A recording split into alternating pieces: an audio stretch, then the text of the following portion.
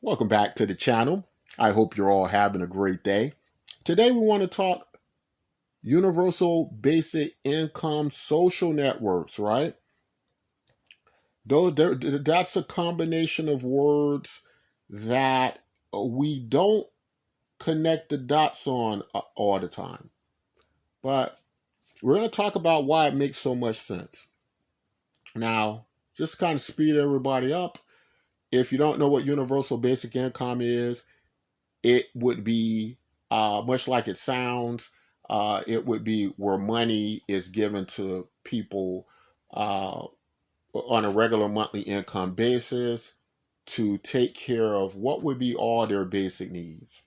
Now, of course, that would uh, gather the question: why would, or beg the question, why would something like that be done or be necessary?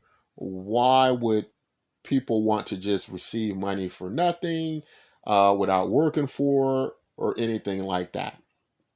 And there are many answers that might fit that slot, but in modern times, the argument has become or moved to the point of a lot of it has to do with automation, right? Replacing people from work. So, in a scenario like this, universal basic income would exist on the basis that machines took your jobs, right? Or that they are going to take your jobs, right? Now, do we know for 100% it'll take your jobs? Not really, because there have been some historically situations where uh, when new technologies become available, new jobs become available, right? And so what can happen is, although you will get displaced workers, you may also get new jobs, right? Now, of course, in a perfect scenario, that would be what's going to happen going forward into the near future. Uh, but do we know that for certain? No, we don't. And should we be prepared in case that's not what happens? Probably so. With a situation this serious, you probably would still want some type of contingency plan. Um, now, um, what is clear is that the robots and automation is advancing, and that some people have already been automated out of jobs, right? And so, what we want to do is introduce or bring your attention to um, a way to bring universal basic income, maybe outside of the scope of some of the original ideas, like government universal basic income, where the government's taxing, taking people's tax dollars and doing all that, which is proven to be quite unpopular, right? This might be something different, right? And quite non-intrusive. And what we mean by that, that is by our collection of networks, whether they be communication networks, technology companies, and so on. It doesn't have to be one thing, but it could be a synergy of these things where your participation and involvement uh, basically allows you to partake value of the network, right? So you might think in terms of something like a network that's worth trillions of dollars, which is becoming quite the norm with many of your bigger social media companies, where they reach about $1 trillion, and they're being value distributed amongst the participants, right? And that can help to supply a universal basic income in the future, right? Now, that's something vastly different than the government sending you a check a month or something like that. And what we found is there are networks and systems that are doing that now. And one we are paying attention to today is BitcoinMYK.com, that you could join now today for free. Um, we'll just give you uh,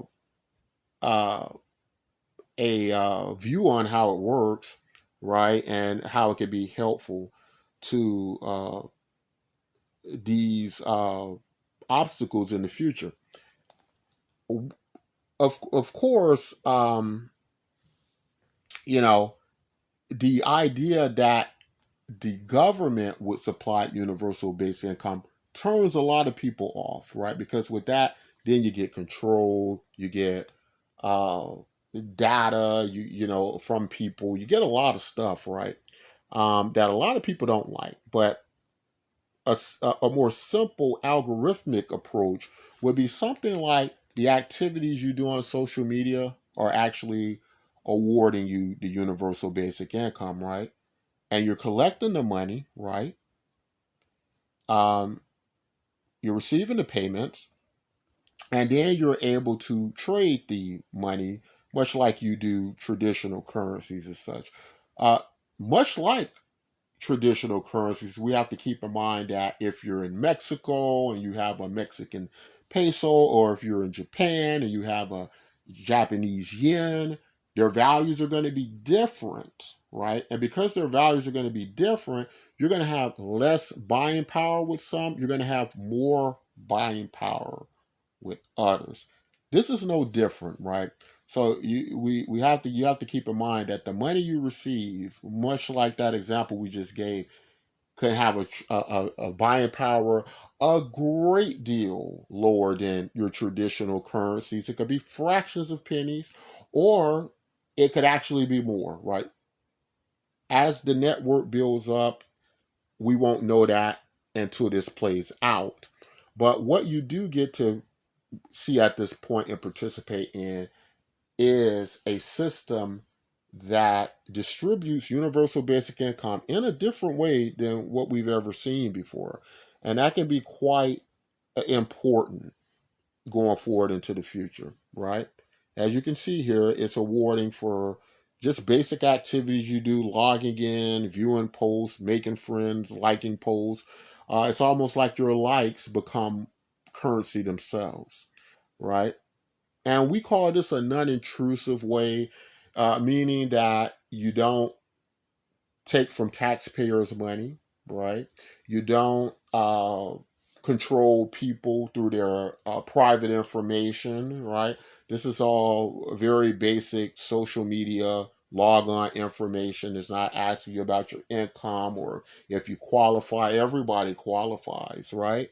And it can be distributed over the blockchain and traded against, whether it be like your Bitcoins and Litecoins and Ethereums, right? And that's all set up here where you can do those things, right? Um, Again, the important part being, um, how are we going to navigate in the future these obstacles?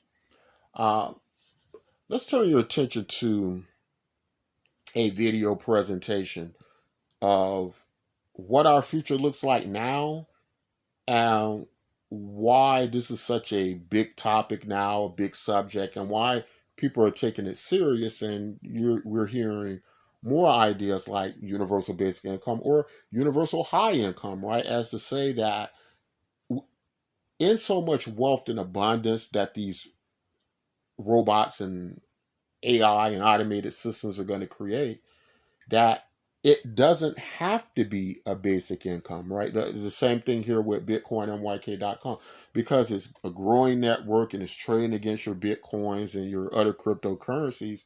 There's no reason that it has to be limited to just a basic uh, income level to meet your basic needs. The wealth of technology could actually have it be 4, 5, 10 times that, right? And of course, we don't, this is all experimental. We don't know 100% for sure. But what we do know is that universal basic income is going to be given by not just the government, but non governmental organizations. It's going to be given by um, companies and platforms and communities, right? And we're all going to possess this technology and able to accomplish that. Hey, Figures, can you come here?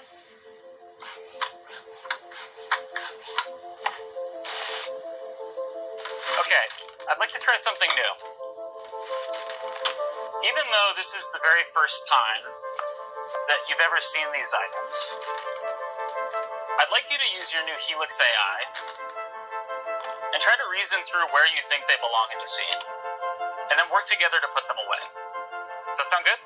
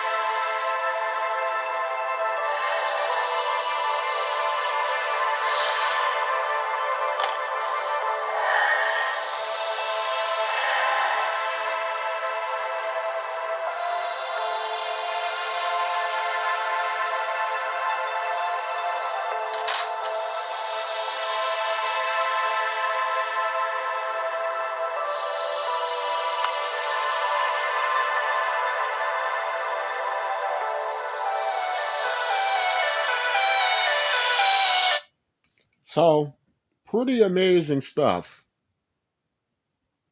So, all pretty amazing stuff as we got to see. This is, I won't say our future, is actually our present because these robots exist now. And I can only imagine they're going to get a great deal better. As you got to see from a real video, robots that were able to reason what they're looking at, perform simple tasks, which is what most of your average repetitive jobs that most people do are based on, right? Being able to basic reasoning skills, being able to move objects to and fro, assembly line work. And there are articles and proposals from Tesla as a robots company, as they say they are, where you'll be able to rent Tesla bots for $100 per